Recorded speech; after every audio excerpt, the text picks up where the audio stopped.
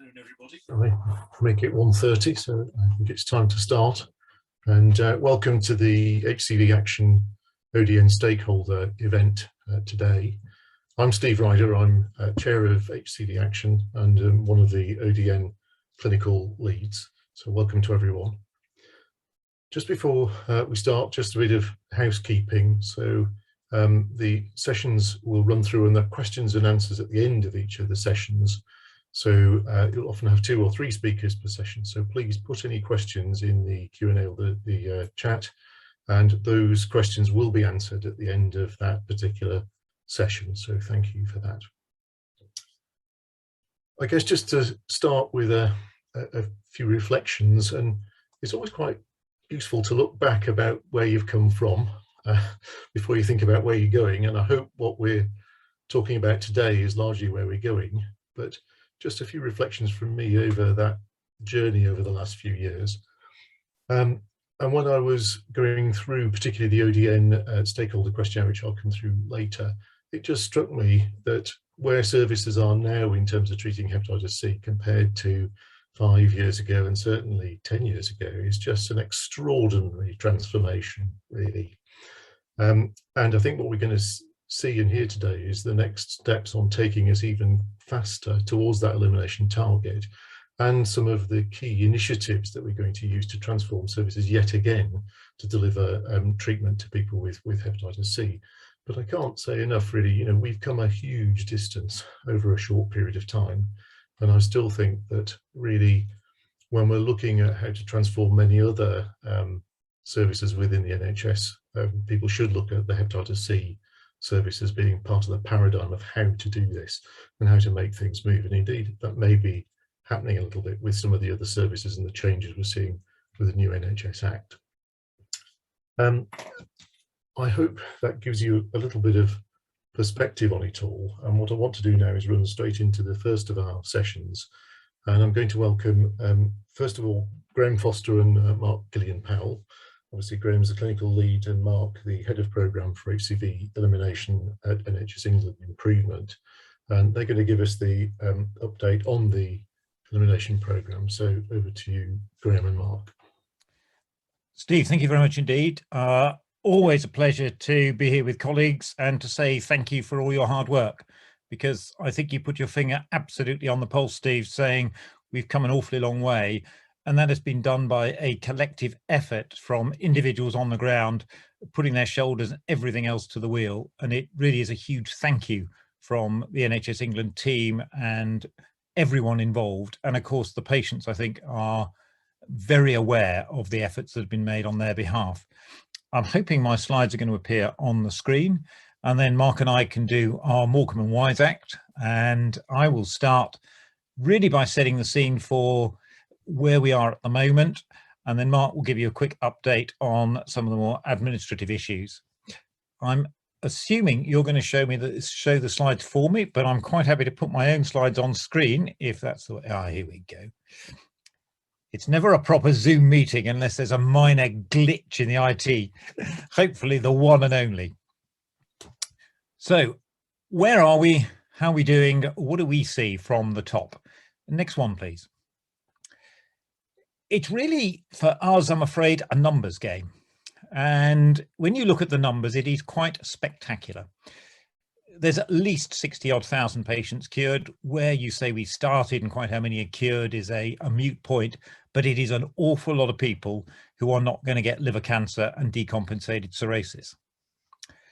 If we look at the most challenging year we've had, which has really been the year of the COVID, you can see the number of treatments is getting on for 8,000, which I think is a very creditable performance. But despite all the challenges that COVID has brought, despite the real disruption to services, just about the first half of this year, we're nearly 6,000 patients. So we are currently heading towards 11,000 patients, which is a quite spectacular recovery. Next slide, please. When you drill down a little further, it is even more impressive. London always has the advantage in hepatitis C because it's geographically fairly confined. It's got very good transport networks. It has traditionally had a large number of liver centres. So London was always going to be slightly ahead of the curve. to be frank, it's a little bit easier in London than elsewhere. We think London is getting pretty close to elimination. And you can see that in the past years, about 20% of patients have come from London. And that's probably about reflective of the original prevalence. As London moves into more of a maintenance phase, you can see the proportion treated in London is drifting down quite dramatically. And this year, it's about 8% of treatments have been in London. But despite the significant shift in London's numbers, the overall trend is very clear. And that, again, is a real tribute to everyone out there who has really turned this around and kept the momentum going. Next one, please. If we think about where we're going next, I think we have to look at our patients. This is the Give a Damnometer. This is patients' approach to healthcare. You start at the left-hand side by people who are obsessed with health. They're phoning their GP every time they sneeze because they want a COVID test. And then it moves to the other end, to the people where healthcare is just the very bottom of their priority list. And next slide, please. That's reflected in the efforts that we have to use. Because for people who are keen to get tested, keen to get treated, it needs a single visit and a handful of tablets. But as we get to people whose lifestyles are more challenging, where healthcare isn't their priority, we've got to put a huge amount of effort in. And that's why I divide our cohorts into three. Next one, please. We start with the lowest of low-hanging fruit, the people who come to the clinics. We then think a little bit about outreach. And the final group is what I call the GOKs, the God only knows, because I'm not sure how we get to that final little cluster of people. I'm not even sure that we should be trying to get to those people. People have the right to say, I don't want to get tested. People have the right to say, this isn't for me. We see it with COVID vaccines. It irritates us. We don't like it, but that's what freedom means. So we need obviously to be a little careful that we don't make persuasion turn into coercion. And people do have the right to keep their heads down, to not come forward, and to turn down the tests. We need to be sure that we've offered people. We need to be sure that our services are fit for purpose. We need to be sure that no one is being discriminated against. But we also need to reflect that some people simply would prefer not to engage, and that's their right to do that. And quite how we assign people to these different groups is, I think, a challenge that we need to start thinking about as we go forward. Next one, please. So there are people who aren't going to want treatment. How much pressure, what is reasonable, is, I think, something we need to start thinking about. How many times should we offer people treatment? When do we go back and retest?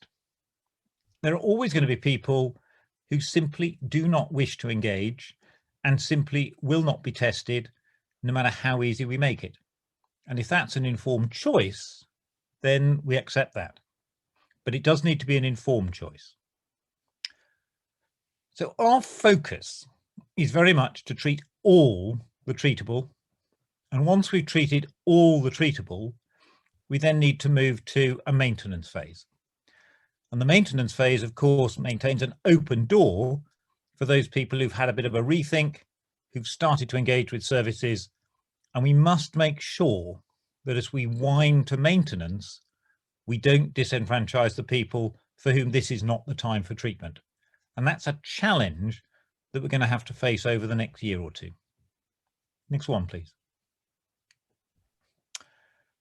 So the focus has very much been so far on the achievable, and that's where we need to stay focused.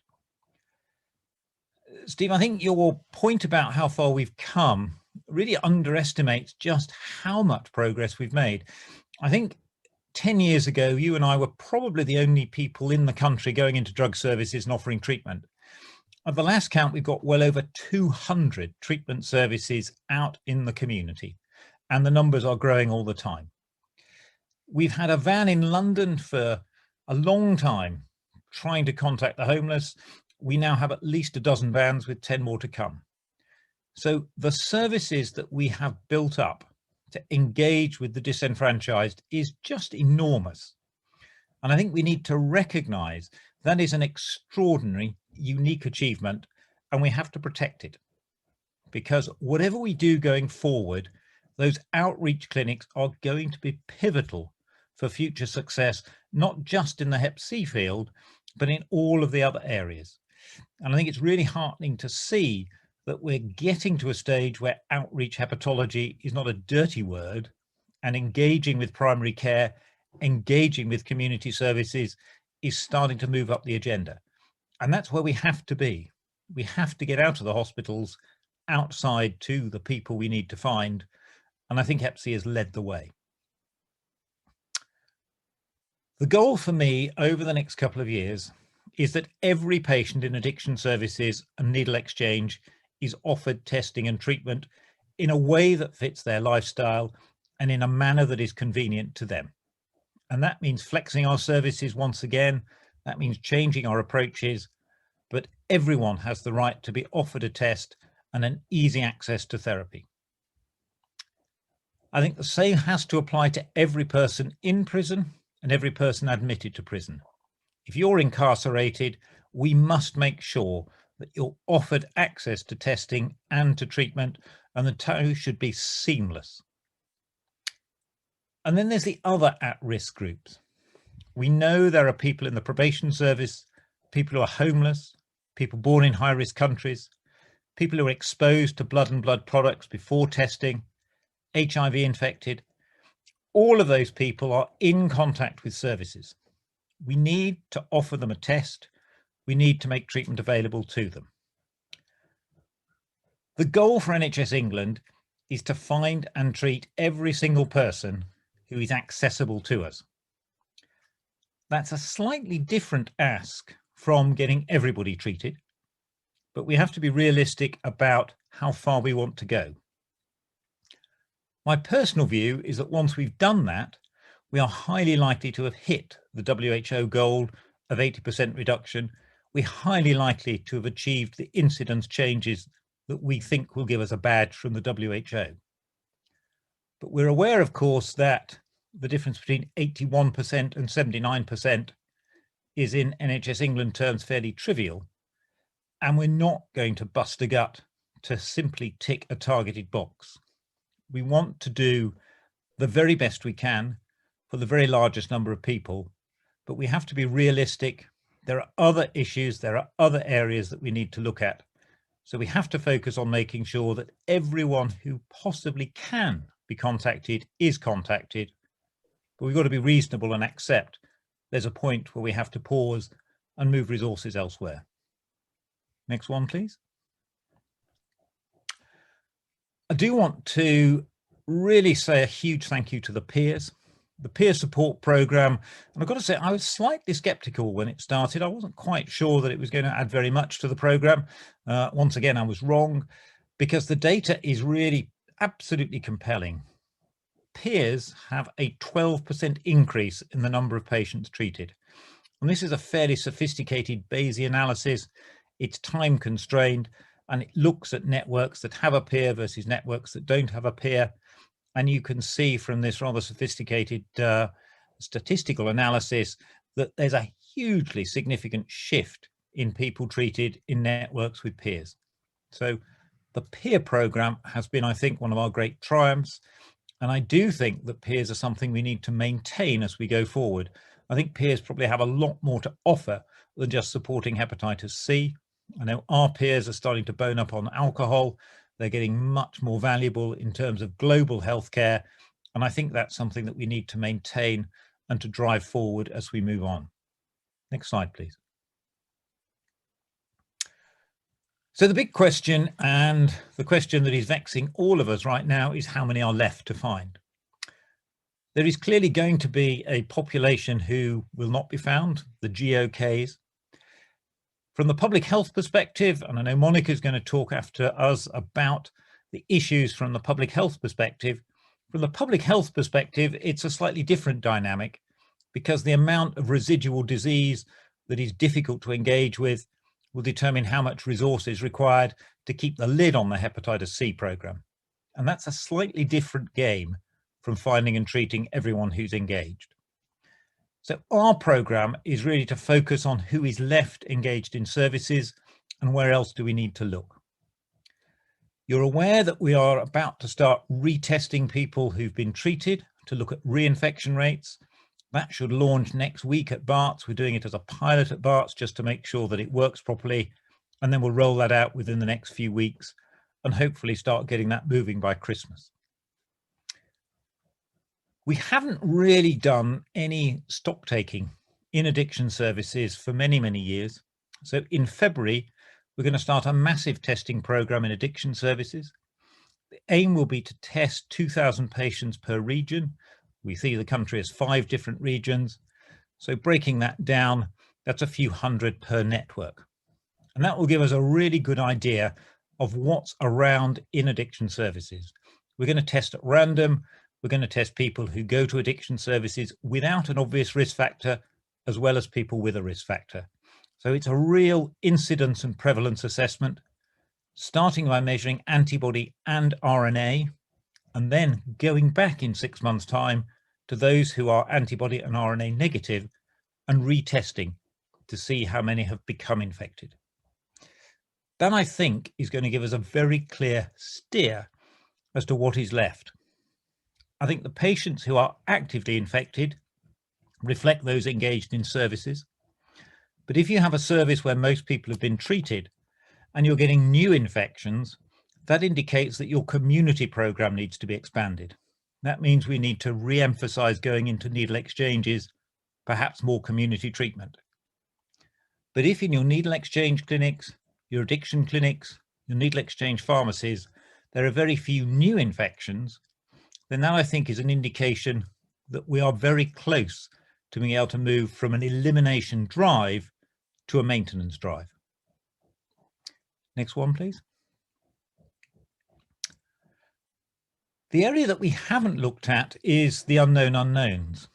What we don't know is what's left in primary care. People who used drugs 25, 30 years ago have moved away from the scene. People who had blood and blood products and haven't been contacted. People who went abroad for dental care. What is left out there that we're not currently looking at? We've got programs in sexual health services. We're trying and we're pushing very hard to get surveillance in antenatal clinics. And we're going to do a random study. Matt Hickman and his Bristol team will start this hopefully within the next few weeks. It's research grade study being done with appropriate ethics and governance. London, Bristol and Leeds are the regions. We're going to write to 100,000 people at random. We're going to ask them to complete a hepatitis C test, and we're going to see how many we find. And that, I think, will give us information on the unknown unknowns that we haven't yet addressed. We do want to leave no one behind. We want to make sure we've offered to everyone. Next slide, please. You are the cutting edge of this program. You're the teams on the ground. You're putting enormous amounts of effort in. And I think we owe it to you to make sure that you are kept in our thoughts as we move from the elimination drive to maintenance.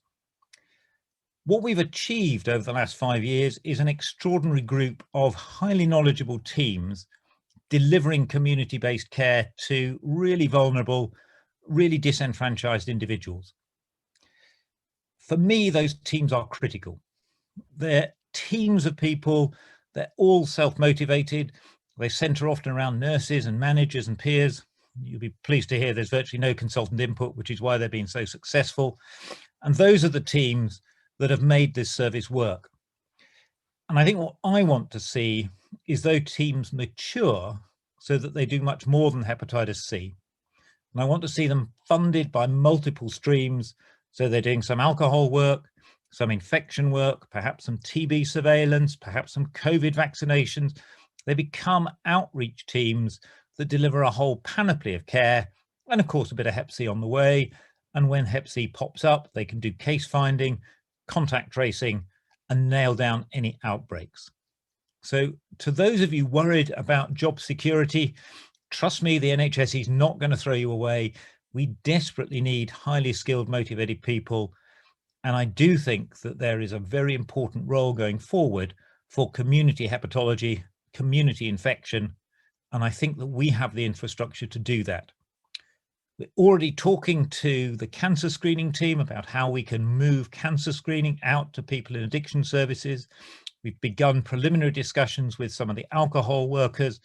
We're looking at finding lots of different funding streams that will allow us to maintain the services and maintain a constant presence in the field that will treat not just hepatitis C, but all the other illnesses that you're so skilled at managing. We're not prepared to see all the gains that we've made over the last few years thrown away. I don't think any of us want to go back to the send an appointment, send a DNA letter, write them off. We know what needs to be done to engage and treat people. So let's maintain that, and let's build into that a hepatitis C maintenance program. Next slide, please. So I think we've done very well so far. We have plenty of funding still left in the pot, and Mark is now going to tell you how we're going to throw it around over the next few years to move to what I hope will be a shift from a drive to elimination to a drive to maintenance. Mark, over to you. Great, thank you, Graham. That was really helpful in terms of setting the context and the scanning the horizon. So I think the thing is, for me, that we keep hearing from ODNs about how it's becoming much more difficult to find the patients. A lot of the low-hanging fruit has been found, and we're having to work ever harder. And I think that that is equally as appropriate with the national team. We are having to work ever harder to think about the elimination initiatives and how we take things forward. Next slide, please. So I just wanted to point out one change for you that really reflects that, how much harder we're having to work to find those patients and to help people find those patients. So hopefully most of you know myself and Graham as the head of program and clinical lead respectively. At one point it was pretty much just the two of us managing the Hep C elimination program. In terms of the team, it has now expanded. So people might have come into contact with Taryn, who is our project support officer and kind of keeps the business on the road. So organizes all of the different ways that we work as a national team.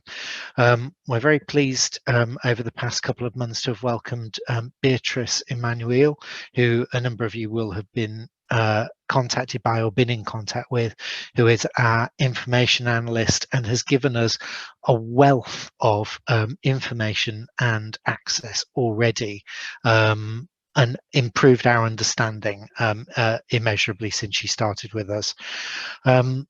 People will probably know Georgia Threadgold, who used to work in NHS England's Health and Justice team and moved over to the Hep C programme.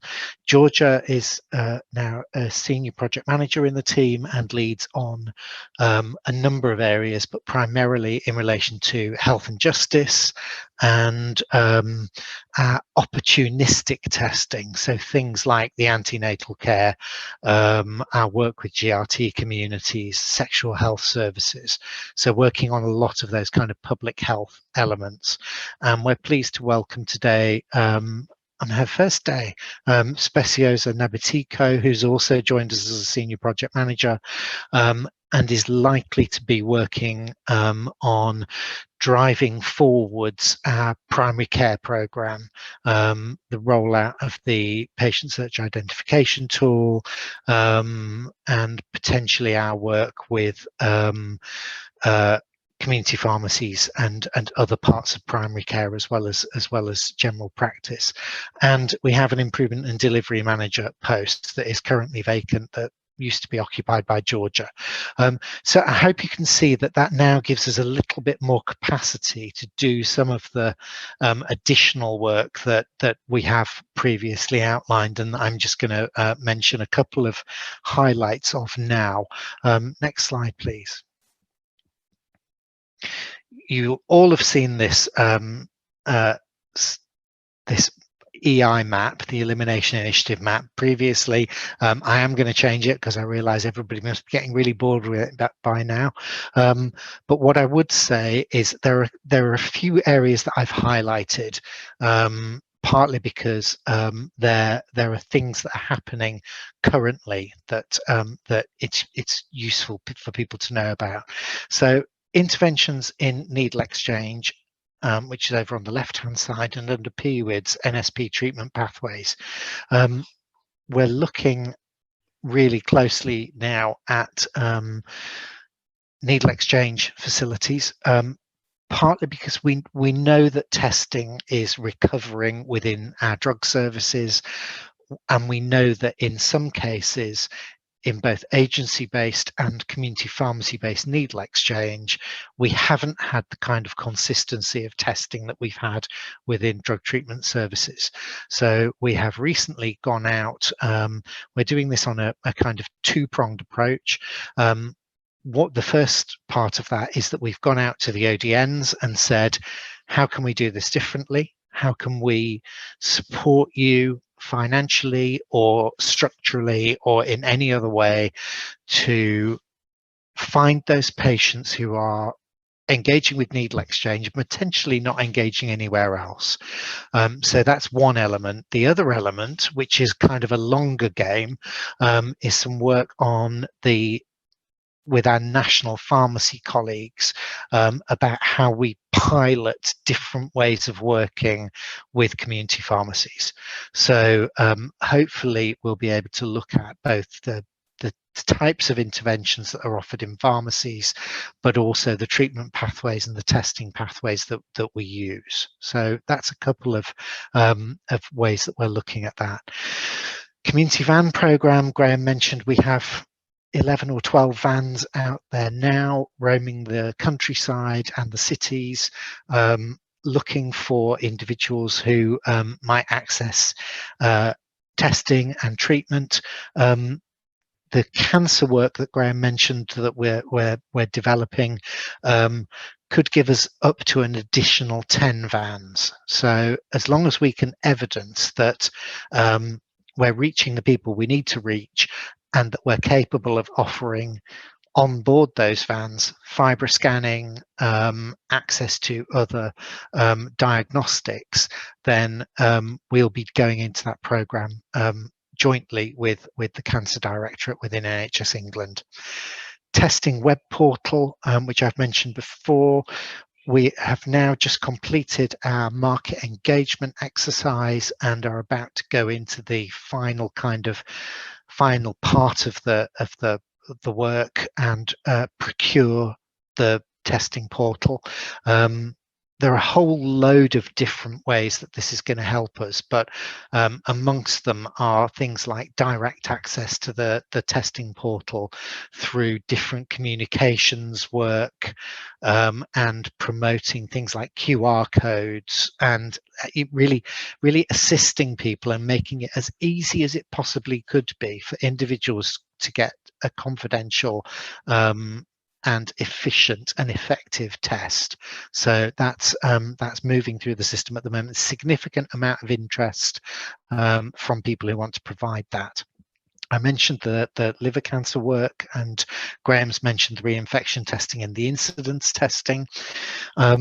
We've got our first addiction provider treatment service, which is in mobilisation at the moment, and we're expecting, hoping that by about the 15th of November, we should start seeing individuals being treated through that addiction provider treatment program. MSD PSI tool, we're linking this to another piece of work that we're doing in relation to the infected blood inquiry, but also it will be a key part of Speciosa's work plan on primary care. Last two quick updates in relation to antenatal. We are planning to make sure that there is comprehensive coverage of antenatal screening.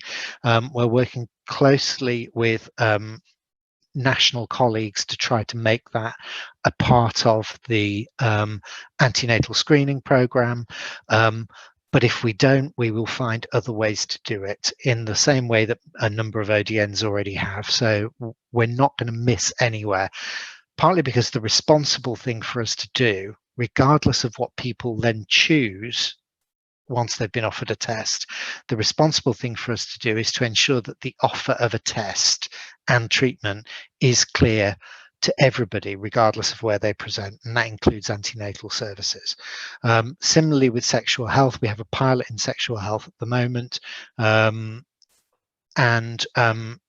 depending on the results of that pilot, we will look at how we expand either the guidance or our testing within sexual health settings. And I think that's it. Is there anything on the next slide? Just contact details. So as always, if there is anything about the programme that you ever want to know, you can contact the team. You can contact the Hep C inquiries email, you can contact me directly, or you can contact any of the other members of the team, and we will do whatever we can to support you, because what we can't do is eliminate without you. And I just add my thanks to both Steve's and Graham's that any progress that is being made is because of the work that you're all doing. So thank you very much.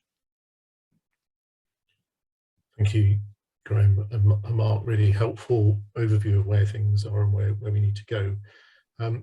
One of the things that came up certainly from Graham was about how we know how well we're doing, and I think that was certainly one of the challenges that we all recognised.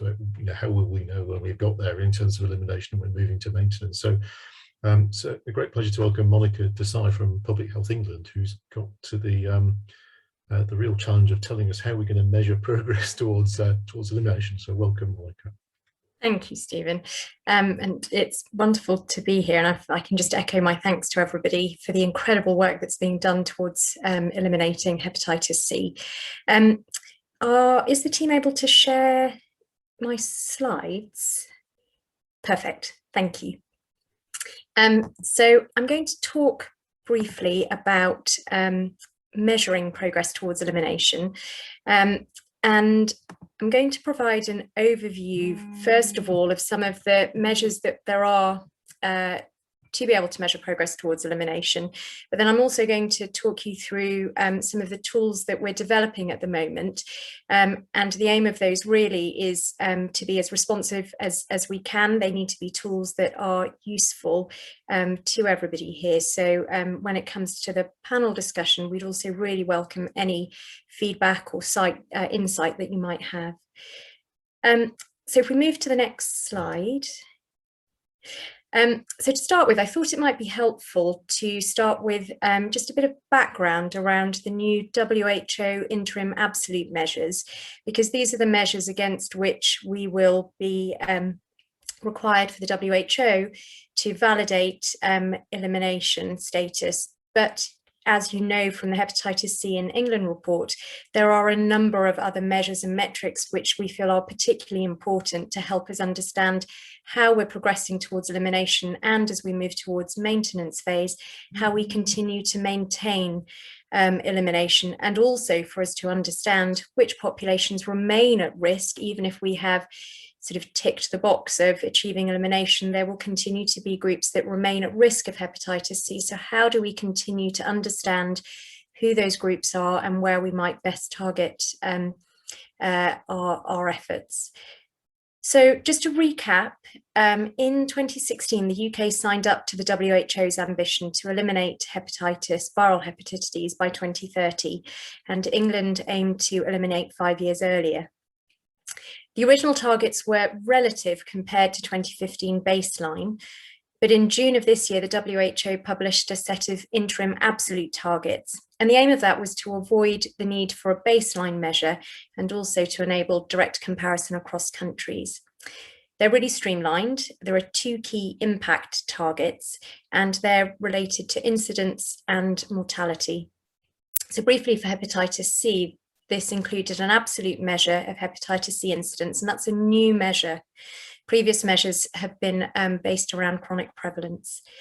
But mindful that that's very difficult to measure, there is still a proxy measure based on reduction in chronic prevalence that's also deemed to be acceptable.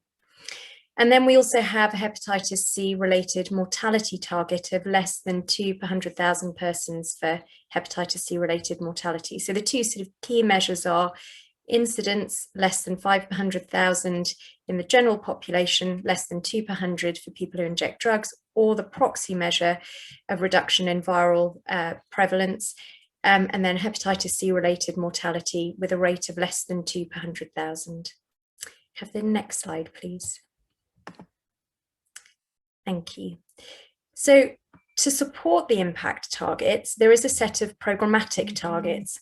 And the first one of these is on diagnosis of hepatitis C, with 90% of people living with chronic hepatitis C diagnosed. And again, mindful that that's really hard to measure, there is also a target around awareness of infection via cross-sectional survey that's deemed acceptable. And then there's the treatment target, with more than 80% of those living with chronic hepatitis C treated. And we are well on our way through the efforts of everybody here of achieving that target, we hope. Next slide, please. So this slide here, many of you will have seen before. This is from the England 2020 report. There is some more recent data that I'll present today from the UAM, the Unlinked Anonymised Monitoring Survey, and also Sentinel data from 2021. The England 2021 report is being written as we speak, but isn't yet in the public domain. So I'm going to just talk you through some of the 2020 data and this more up-to-date UAM and Sentinel data. So as we know, in 2020, chronic hepatitis C prevalence had fallen compared to 2015 baseline, with 89,000 persons estimated to be living with chronic hepatitis C. But ever infection with hepatitis C amongst people who inject drugs remains stable, and over half of people who inject drugs who are in contact with drug services and who participated in the UAM survey, which is where we get those data from, remain unaware of their diagnosis. But we have seen an increase in prevalence of cleared infection and large increases in the number of people who inject drugs reporting access to treatment, and more so this year in 21. I'll come to that in a moment. Hepatitis C related mortalities also continue to fall, and we have already surpassed the WHO target and continue to do so. Next slide, please. So as I mentioned, one of the first WHO indicators is around incidence. Now we have some measures of incidence that we triangulate to try and understand what is happening to incidence as a whole, but it is very difficult to measure, and going forwards we will need to look at both incidence and changes in chronic prevalence to try and understand how close we are to achieving that WHO target. But this graph here shows you estimated incidence of hepatitis C amongst people who inject drugs using avidity testing, and you can see that up to 2020 this had remained relatively stable over the years. Next slide, please. So we can also estimate incidence based on recent initiates to injecting. So we assume that those that have recently initiated injecting who are infected with hepatitis C are new infections. We can also look at younger populations under 25, and again you can see that hepatitis C infections have remained relatively stable over the years amongst recent initiates to injecting. Next slide, please. But if we look at chronic prevalence data, early data from the 2021 UAM report, so that's the Unlinked Anonymised Monitoring Survey, does suggest that there has been a decline in chronic prevalence in 2020, which is really encouraging. And you can see that in the blue line on the graph here. But these data do need to be interpreted with caution. They're preliminary. We had a smaller sample size in the UAM data last year. But that decline is a significant decline. But it's also important to note that antibody prevalence continues to increase, and this might be reflecting of the aging cohort of people who inject drugs who are infected with hepatitis C. And we can also see that recent hepatitis C testing and ever testing remains steady, which causes some concerns. What we want to see is an increase in recent testing and ever testing. If we move on to the next slide, you can see here that preliminary data from the UAM does suggest an uptake in treatment, which has markedly increased, and that's the yellow line that you can see here. So if you take that in combination with the decline in chronic prevalence of current infection, it's a really promising picture. But again, these data need to be interpreted with caution, and these are sampled from the UAM. So there will be further data to triangulate these findings in the England 2021 report. So if we move on to the next slide. So that was a kind of rapid overview of some of the data we have about how we're progressing towards elimination. I wanted to show you some of the tools that at UKHSA we've been developing in partnership with NHS England, including a dashboard which is now available on Power BI, and you should all have access to it for your ODNs. And if you have access at England level, you can see what the England picture looks like as well. So this is a very preliminary, an early version of the dashboard. It's under continuous iteration and it needs to be fit for purpose. So please do continue to provide us with feedback. It's brilliant to have your feedback, and we do in an iterative manner try to incorporate that feedback to make sure that the tool that you have is useful to you for the purposes of planning and also monitoring your progress as we progress through this journey. So what you can see in the dashboard is a series of measures, and this is just a snapshot here of some of the programmatic targets that you can get at national and ODN level. And the aim is to provide a visual picture of progress towards key targets, and you can see progress across time. So as I said, this picture here is allows you to drill down. This is a snapshot. This is about tests conducted and positivity. And it begins to allow you to drill down into your data around the tests that are being conducted, the data that comes back into UKHSA, and test positivity. Next slide, please. So this is another snapshot from the dashboard, and you can see here that this is the numbers of new diagnoses and linkage to care by service type. So this isn't here for the detail, more so just to show the cascade that you can see at individual ODN level as you progress down the care cascade. Now the aim is going forwards for this to be available at service level as well. So as we move towards maintenance phase, we can begin to sort of really drill down to service level too. Next slide, please. So the dashboard allows the user to really sort of dig into their data, but we've also brought this together into a service care pathway to give an overview of the hepatitis C care cascade and to allow comparison with either WHO targets, national targets, or self-set targets. And this care pathway follows the individual from prevention to screen, test, diagnosis, treatment, and cure. It pulls data from the myriad of surveillance and monitoring data that UKHSA and partners have. So it really does rely on great sort of data capture. Yeah, it's brilliant to have the data from services that we can pull into this. Next slide, please. Thank you. So this is quite a detailed slide, but it gives you an idea of the key indicators that have been defined along this care pathway to align to the WHO indicators. So along the left, you can see the care cascade from reducing harm all the way to cure. And then we've got the WHO programmatic indicators, and then a more detailed set of indicators with clear definitions around the denominator, numerator, and the data the data sources that these come from. So if we move on to the next slide. So you can see here a very early prototype screenshot of the care cascade. Now this one is around treat and cure, but you can see here that the data that comes into the care pathway can feed back to ODNs and services to allow you to look at progress towards treatment and cure, in this case, across a set of indicators. This is very much in pilot stage. We're hoping to run further pilot workshops for feedback on the utility of this, but hopefully targets could be set either by WHO target or local targets or potentially microelimination targets. Next slide, please. So the dashboard also allows you to map services in your ODN, so any gaps in service provision can also be identified. So if you bring together the quantitative data from the dashboard, any qualitative exploratory work like evaluations and lessons learnt, and service mapping, that can help support interventions to be mapped and evaluated along an active learning cycle. Next slide, please. So that was very much a kind of whistle-stop tour of our progress towards elimination and some of the tools that we're developing at UKHSA.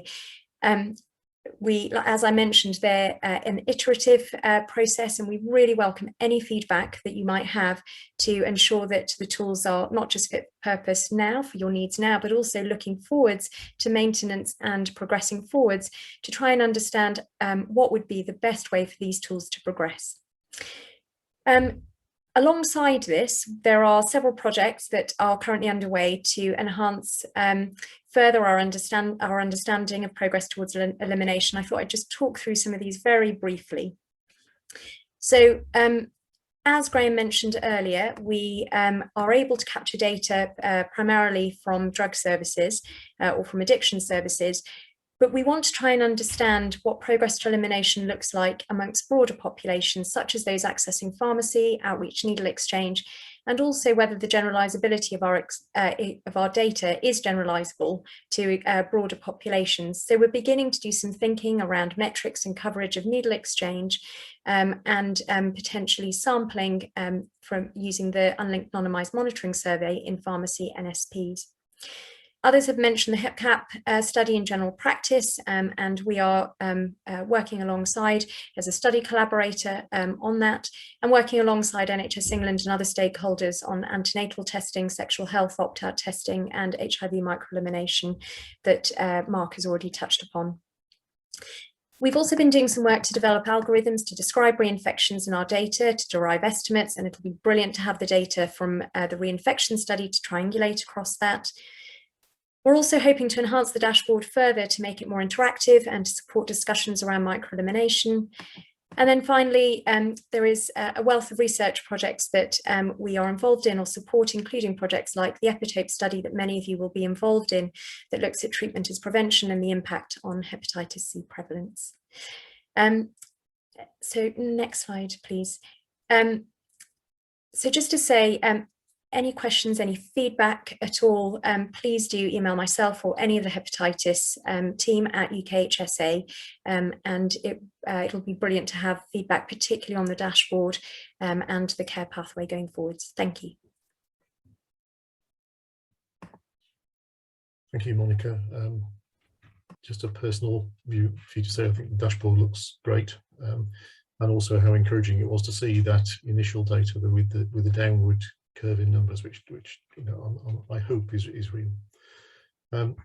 So the next bit of the session is me to present the ODN survey. So I don't know if we can take Monica's slides off screen. I'll try the technological challenge of sharing my own.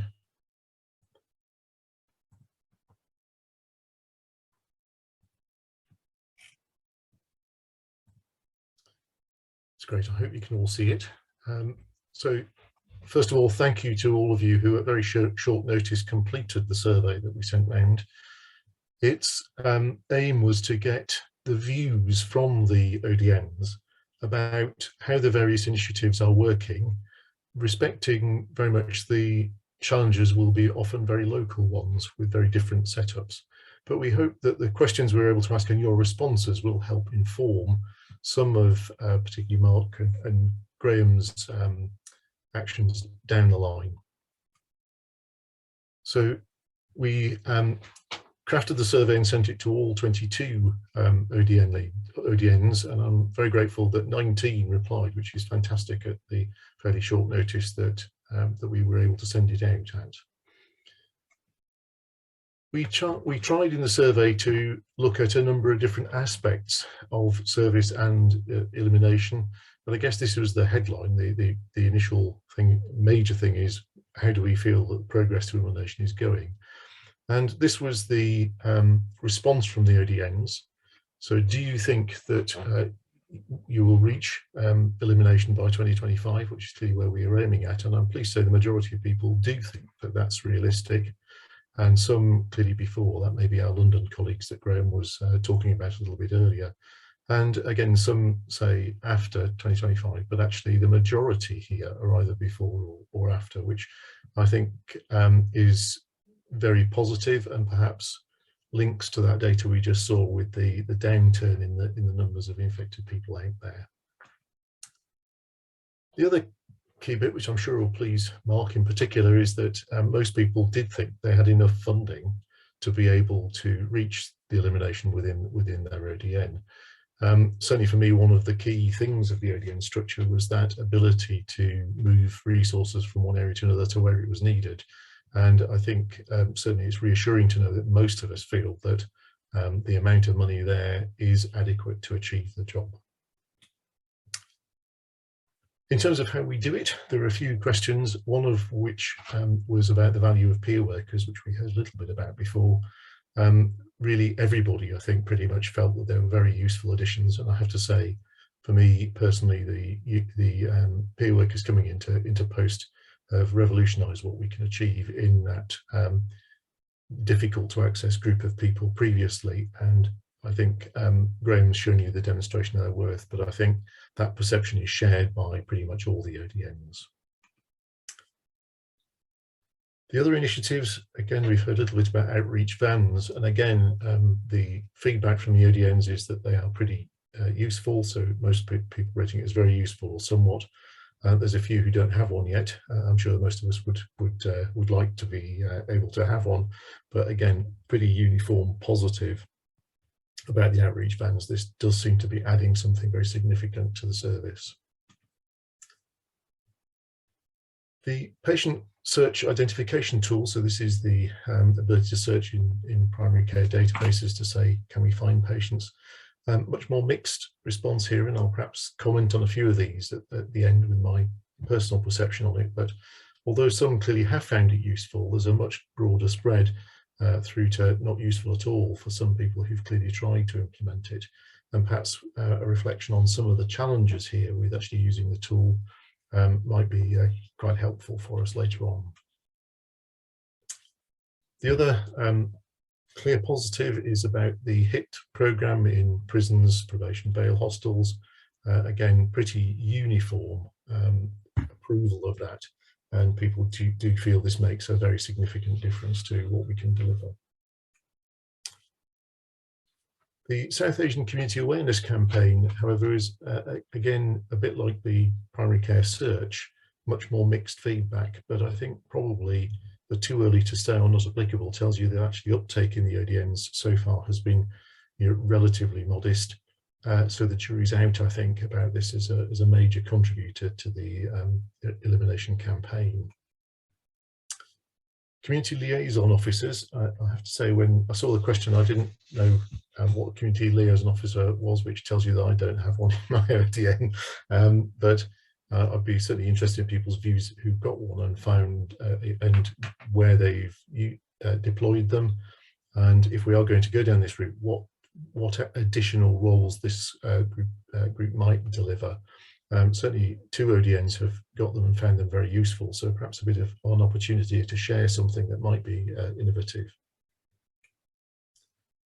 Pharmacy testing, I think, has had its challenges. And again, this spread across the very useful to not useful at all tells you there are clearly some issues here. The feedback generally has been in the comments that until we can get to that stage where we can link testing to treatment, it's always going to be less than perfect. So evidence of some uptake, but still some challenges in making it actually work. A similar view perhaps in A&E testing. There are clearly people who've done it and it works very well. There are some who've done it and it hasn't really yielded perhaps what they'd expected. But again, quite a few people only just started on the route of A&E testing, and some who haven't done it at all as yet. That quick whiz through is really the headlines of the elimination initiatives, and one of the things we thought was important just to test was, do people think we've got enough in elimination initiatives out there? Should we be doing more? Should we be doing less? And the general consensus is, the number looks about right, although perhaps we could do a bit more.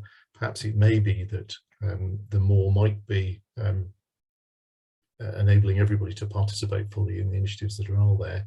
Certainly there seems to be a number of ODNs without the full range at their disposal, but certainly we seem to be getting an adequate number for most people, although there are certainly people who would view some additional initiatives as being positive.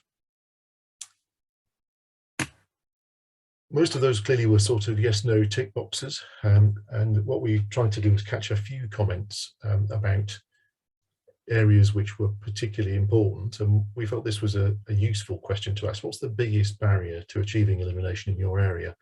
And this list here, insufficient testing in drug services, and we all know the impact that COVID had on testing, and I was interested to see that seems to be recovering. So I think that's going to be very important, but certainly the commonest comment we got back as a major barrier. The others you can see there: staffing and time, high quality prevalence data, which obviously Monica has helped us get a view on the way forward to try and do that. Reinfections, which we've talked about a little here, and as we move in Graham's curve further to the right, how we capture reinfections and how we make sure that doesn't compromise the effort. And as Graham's curve demonstrated, positive patients who won't engage. The last one's an interesting one, the lack of buy-in from primary care. I think we're all aware of the huge challenges in primary care, and perhaps the model that we need to move to is one where we can demonstrate we take work off them, but I understand it can be very frustrating, particularly when you're trying to implement the testing, screening testing in primary care, that you don't get buy-in for that. We then asked what single change would most improve the prospects of elimination in your ODN, and more peer support was a very common theme for that. More nurse support, having an outreach van, so actually very consistent with making those services more and more uniform, with all of the access to all of the initiatives being available, and robust and regular testing within drug services, which we've already touched on. And primary care obligation to cooperate also came up again in this section. I hope it wasn't the same person. So maintaining elimination, we've I think covered pretty well what the current initiatives are and people's view of them. And it was really to get a feel for whether the ODNs had considered at this point measures to maintain elimination. You can see that the majority have not seriously considered it. And clearly, I think we are going to need to move our thought processes as we move closer and closer to that goal. So it's certainly interesting to reflect on that a little bit, I think. The final section of the survey was prevalence, and again we've heard Monica's talk earlier about how the data is getting more available to us and the things like the dashboard. But it the survey certainly shows there's a need. Do you have access to an up-to-date prevalence estimate? So, a proportion of people saying yes, but only probably about a third. Some definitely say no, and a proportion still don't know whether the estimate they've got is broadly up to date or not. And I think quite a lot of uncertainty as to whether the current data that the ODNs are working with is accurate when you've got there. So hopefully things like the dashboard may help us to become more certain that all the work that's going in around those elimination initiatives is leading to where we need to get to. In terms of testing and finding the undiagnosed, I said we're all very aware of that fall off of testing rates in the pandemic, and I think certainly in the last week or so when we surveyed people, the perception certainly is that testing rates are not back yet to pre-pandemic levels. So the vast majority of ODNs saying that the testing levels out there in the community, and particularly substance misuse services, are significantly below pre-pandemic levels. And again, perhaps that's interesting in the light of the data that Monica showed us on the fall in prevalence. So the testing we're doing does seem to be doing the job, and hopefully we'll get a rebound after COVID. But certainly there still seems to be a way to go in terms of testing. Engaging with the high prevalence ethnic minority communities was the other question, and these were initiatives that people had run to try and do this. I think they're all things that there is evidence for out there, and again, perhaps the most obvious comment from me is that it's very variable. So some people have done this, some people haven't, and it would be nice to see if you like, a way of coordinating this perhaps a little better, so that we all know what does and doesn't work. We asked about finding people who are not in touch with drug services. So this is clearly to get to elimination, we're going to have to find ways of doing this. The current elimination pilots have things like A&E testing in them, which are designed partly to try and pick up this, as well as the screening in primary care. But these were a list of the responses we got about what people are doing currently. So testing in custody suites, probation services, engaging in homeless centres and soup kitchens, testing in needle exchanges, we hope is fairly universal. The look back exercise of historic cases, pop-up clinics and the van outreach, so engaging with people opportunistically. The contacting of GP surgery and running, hopefully running database searches, A&E testing, antenatal testing, and interesting to me, COVID bundle testing. So trying to link healthcare together in a way that makes a lot of sense at the moment. A lot of COVID testing going on. Why can't we use that program to try and back onto it? Hepatitis C testing in appropriate patients. So some of the things are on our list that are there and approved and supported, but other suggestions here of other ways of doing things. In terms of the treatment, are people on course to hit this year's run rate? I think most people said they would meet it. Some say they will miss. It's, I guess, pretty difficult and will be very local as to how you've seen the recovery going from COVID. But certainly the overall figures that Graham showed with us look pretty optimistic that as a nation we'll probably hit the target, and hopefully those that exceed the run rate will balance those that are going to miss for all those logistic reasons. In terms of the prevention agenda, again, seeing that decline in Monica's graph suggests that things are perhaps better out there than we thought. But still a perceived problem at least. So availability of needle exchange services still less available for the majority of ODNs than pre-pandemic, and about the same in the other response. So certainly nobody thinks it's more available than it was pre-pandemic. So I think some anxiety here around the level of prevention and availability of needle exchanges to prevent us relapsing, if you like, when the maintenance phase enters. Unless this is in place, I think we will run into some problems. So I think that was hopefully a snapshot of where things are in terms of people's perception from the ODN survey. I hope it does complement some of the themes that you picked up from the other talks. So what I would like to do now